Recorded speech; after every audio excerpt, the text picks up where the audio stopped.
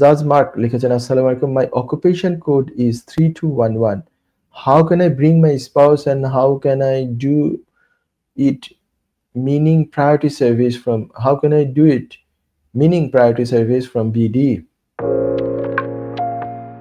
3211 হচ্ছে code, I think is it the restaurant one নাকি old 3211? আমার মনে হচ্ছে যে আগের কোড এটা বলছেন আপনি, মানে 2024-এর 31শে ডিসেম্বরের আগে যে হয়েছে, অথবা এটা আইটি হওয়ার সম্ভাবনা আছে প্রবল। হোয়াট এভার ইট ইজ, আমার এটা হচ্ছে যে এখন যারা গত বছর 11ই মার্চের পরে কেয়ার ভিসায় ঢুকেছে তারা ছাড়া বাকি সবাই তো আনতে পারছে, কোনো অসুবিধা নাই। সো আপনার যেটা লাগবে যে আপনার ইয়েটা দিবেন, কসের একটা কপি লাগবে। অবভিয়াসলি আমি as you wanted to know how can I bring my spouse bring করার জন্য আপনার ডেফিনেটলি আপনাকে ম্যারিড হতে হবে, আপনি দেশে হতে হবে। যে ম্যারিজ যখন কন্ডাক্ট করা হয়েছে, ম্যারিজ যখন রেজিস্টার করা হয়েছে, ম্যারিজের দিন এবং ওই সময় ম্যারিজ করাকালীন সময় আপনারা দুজন একই জায়গায় প্রেজেন্ট ছিলেন, এটা হতে হবে। মানে আপনি দেশে গিয়ে বিয়ে করেছেন, এটা হতে হবে। এখানে ফোনের বিয়ে, স্কাইপের বিয়ে বা হোয়াটসঅ্যাপ, ভাইবার, এইসব মেসেঞ্জারের বিয়েটি এগুলো অ্যাকসেপ্টেড না। দুইজন একই জায়গায় থেকে বিয়েটা হতে হবে। তো আপনি দেশে গিয়ে নিশ্চয়ই হয়তো বিয়ে করেছেন, অথবা অতীতে আগে থেকেই বিয়ে করা না আছেন আপনার। তারপরে এখানে আপনার কসের একটা কপি দিবেন, এমপ্লয়ারের লেটার যদি দেওয়া সম্ভব হয় ভালো হয়, যে আপনি ওখানে কাজে আছেন এবং তারা আপনার যদি মেইনটেনেন্স রিকোয়ারমেন্টও তারা অলরেডি সার্টিফাই করে থাকে কসের মধ্যে, তাহলে কসে ওইটা কভার হয়ে যায়। আর হচ্ছে যে ঘরের কাগজ দেয়া লাগবে, যেখানে আপনি ওই ঘরে আরো মানে যদি ওয়াইফ একা আপনি আনতে চান বা হাজবেন্ড আপনি আনতে চান, তাহলে হচ্ছে যে এটা যে ডাবল বেডরুম একটা আপনার রুম ভাড়া করা আছে, অন্তত এই ধরনের হতে হবে। তারপরে হচ্ছে পে স্লিপ লাস্ট 3 মান্থসের দিয়ে দেন, ব্যাংক স্টেটমেন্ট দিয়ে দেন যেখানে আপনি স্যালারি পাচ্ছেন আপনার এমপ্লয়ারের কাছ থেকে, সেই bank স্টেটমেন্টটা then.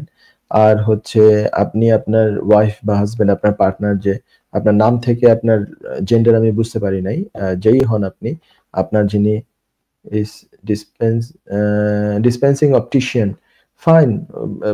I mean, as I said, that only um, 6135 and 6136, I mean, care worker and senior care workers, those people are not allowed to bring any dependents anymore. Apart from those people, any other migrants, any other skilled worker holders, a skilled worker can bring the dependents. তো আপনি পারবেন। তো আপনি, মোদ্দা কথা হচ্ছে যে এই সমস্ত ডকুমেন্ট যেটা বললাম, তারপরে আপনার হাজবেন্ড বা ওয়াইফের সাথে যে আপনি কমিউনিকেট করেন সেটার প্রুফ, মানে হচ্ছে যে আপনাদের ম্যারেজটা যে এখনো সাবসিস্টিং সেটা প্রুফ করা।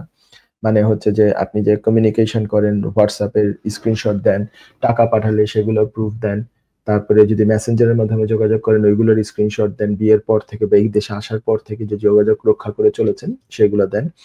এগুলো দিতে হবে, এগুলো দিয়ে, আর তার যে টিবি টেস্টের রিপোর্ট লাগবে, তার কোনো ইংলিশ ল্যাঙ্গুয়েজের রিকোয়ারমেন্টস নাই, এগুলো দিয়ে অ্যাপ্লিকেশন করতে হবে। অ্যাপ্লিকেশনের শেষে প্রায়োরিটি সার্ভিসের একটা অপশন আছে, অথবা ভিএফএস এ যখন জমা দিতে যাওয়া হয় তখনও বলা যেতে পারে যে প্রায়োরিটি অপশনে আমি নিতে চাই, তো সেখানে এক্সট্রা টাকা লাগে।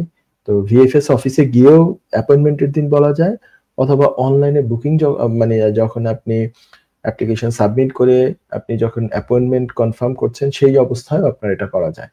তো সেভাবে করে আপনি প্রায়োরিটি সার্ভিসের জন্য অ্যাপ্লাই করতে পারেন। আশা করি আপনি প্রশ্ন উত্তরটা পেয়ে গেছেন। যুক্তরাজ্যের ভিজিটর ভিসা নিয়ে দুশ্চিন্তা? আপনার আত্মীয় বা বন্ধুর ইউকে ভিজিটর ভিসা রিফিউজড হয়েছে? আপনি কি জানেন হোম অফিসের এই সিদ্ধান্তের বিরুদ্ধে জুডিশিয়াল রিভিউ করা যেতে পারে? উইলডেন লিগ্যাল সলিসিটার্স নিয়ে এলো ইউকে ভিজিটর ভিসা রিফিউজালের বিরুদ্ধে নো উইন নো ফি বেসিসে জুডিশিয়াল রিভিউ করার ব্যবস্থা। জি, ঠিকই শুনেছেন, নো উইন নো ফি। তার মানে আপনি আমাদের ফি শুধুমাত্র তখনই পে করবেন যখন আমরা আপনার জুডিশিয়াল রিভিউতে সফলতা এনে দিতে পারবো। আমাদের রয়েছে দীর্ঘদিনের অভিজ্ঞতা সম্পন্ন দক্ষ ইমিগ্রেশন সলিসিটার্স, যারা সর্বোচ্চ গুরুত্ব সহকারে আপনার জুডিশিয়াল রিভিউ পরিচালনা করবে। বিস্তারিত তথ্যের জন্য যোগাযোগ করুন 0207 423 9977। Wilden legal solicitors, your trusted law firm.